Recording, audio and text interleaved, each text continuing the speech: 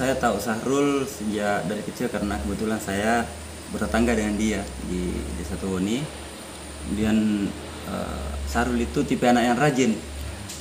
Kalau misalnya subuh-subuh sudah bangun sholat subuh, kemudian aktivitas lainnya itu tidak terlewatkan aktivitas paginya. Kita melihat di balik kekurangannya Sahrul, dia bisa memanfaatkan kekurangan itu menjadi sebuah kelebihan buat dirinya sendiri.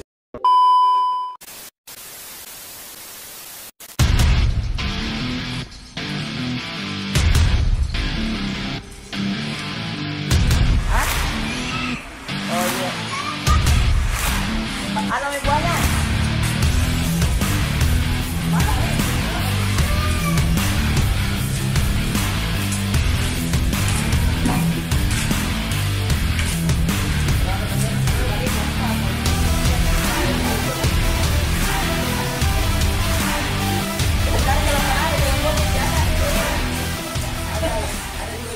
Saya tahu Sahrul sejak dari kecil karena kebetulan saya bertetangga dengan dia di Desa Towoni. Kemudian Sahrul itu tipe anak yang rajin.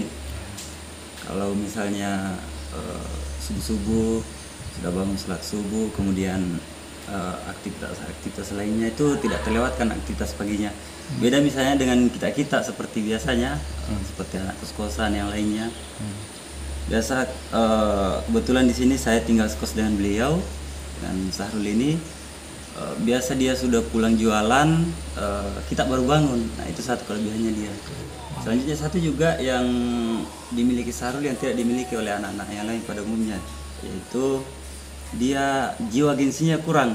Maksudnya dia tidak gengsi jalan ke sana kemari karena mungkin dia berpikir bahwa ini adalah salah satu peluang dan kelebihannya dia memanfaatkan dengan sebaik-baiknya. Itu yang pertama. Kemudian dari sisi keagamaan memang dia anak yang rajin sholat di masjid, kemudian biasa subuh-subuh sudah keluar, kayaknya tidak terlewatkan itu 5 waktunya, tapi dia laksanakan di masjid yang ada di sekitar kos-kosan. Kalau pelajaran apa sih yang bisa dipetik dari seorang Sahrul ini? Kalau saya lihat sih ada beberapa yang bisa kita di situ. Pertama semangatnya, kemudian keuletannya, itu bisa menjadi motivasi sebenarnya buat kita bahwa ternyata kita melihat di balik kekurangannya Sahrul, dia bisa memanfaatkan kekurangan itu menjadi sebuah kelebihan buat dirinya sendiri. Nah, kalau misalnya kita bisa melakukan hal demikian juga, ya, saya yakin orang-orang juga bisa. Ya.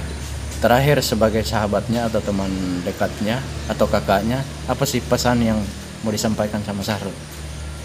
Ya, ada beberapa yang perlu saya tekankan sama Sahrul. Pertama, ya yang sudah terbangun dalam dirinya terus dikembangkan. Nah, kemudian yang kedua juga di samping apa yang telah dimiliki sekarang, ya saya rasa perlu menambah pengetahuan dan sebagainya, itu yang penting.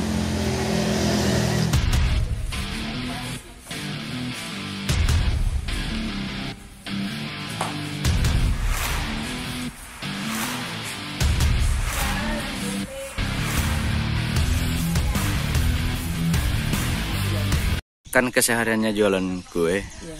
Apa yang memotivasi adik supaya kenapa mau jualan sambil kuliah? Karena ini saya menjual begini untuk membantu orang tua dalam hal membiayai keseharian saya.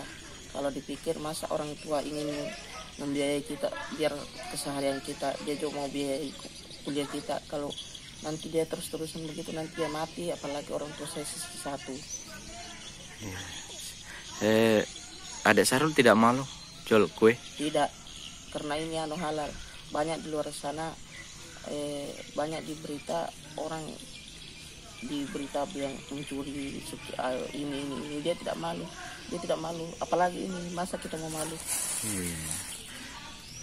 Berapa sih didapat selama jualan begini? Biasa tergantung, biasa 4.000, tergantung dari banyaknya kue yang kita jual, karena keuntungan dalam 10 biji itu 2.000 rupiah. Jadi tergantung banyaknya kue yang kita jual gitu. Iya. ini kan sambil kuliah. Iya. Sampai kapan mau dijalani sampingan seperti ini? Ya sampai selesai kuliah lah. Hmm. Karena kebutuhan kita itu semakin hari semakin bertambah. Nah, untuk memenuhi kebutuhan ya jual-jual begini, meskipun keuntungannya cuma sedikit, yang penting ada untuk kebutuhan kita sehari-hari, terutama makan. Ya. Untuk makan. Bisa Karena kita tahu di kota ini serba dibeli semua. Iya. Bisa diceritakan Adek Sahrul seberapa jauh sih keliling jualan ke Jalan Kote ini? Biasa kalau jalan koteknya kalau tidak terlalu laku, biasa saya jalan sampai di bundaran, sampai di Tugu Sawit biasa, baru di situ bisa habis. Sampai manapun jaraknya saya akan tempuh biar jalan koteknya bisa habis. Itu. Iya, iya. Apa suka dukanya jualan seperti ini? Suka dukanya biasa ada yang manggil. Sukanya itu ya ini kita dapat penghasilan, dukanya itu ya biasa ada yang manggil, jarak kita sudah jauh dari rumahnya orang itu, biasa dia manggil, tapi tahu-tahu dia cuma bilang, oh tidak dek, tidak jadi saya beli, saya cuma nanya saja. Jadi biasa dia bilang, oh tidak jadi saya beli dek, saya cuma nanya saja. Jadi ya, begitu kita dari jauh kita kembali lagi ke rumah orang itu, jadi capek duka-dukanya, capek sekali, apalagi kalau berjalan jauh, kaki sampai bengkak-bengkak betis sakit. Iya. Apa yang kau inginkan ke depan? Ya, saya ingin sukses. Untuk membahagiakan siapa? Untuk membahagiakan orang tua saya. Iya, iya. Oke, Dek Sahrul, terima kasih banyak. Oke.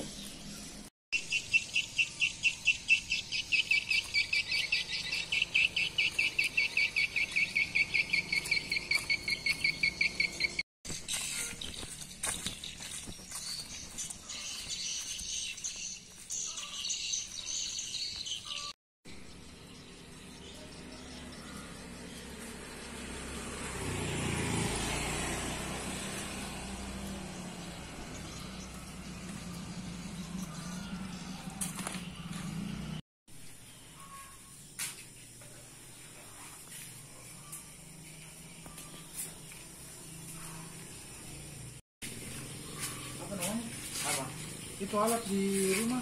Alat apa itu, Pak? Alat. Ikan.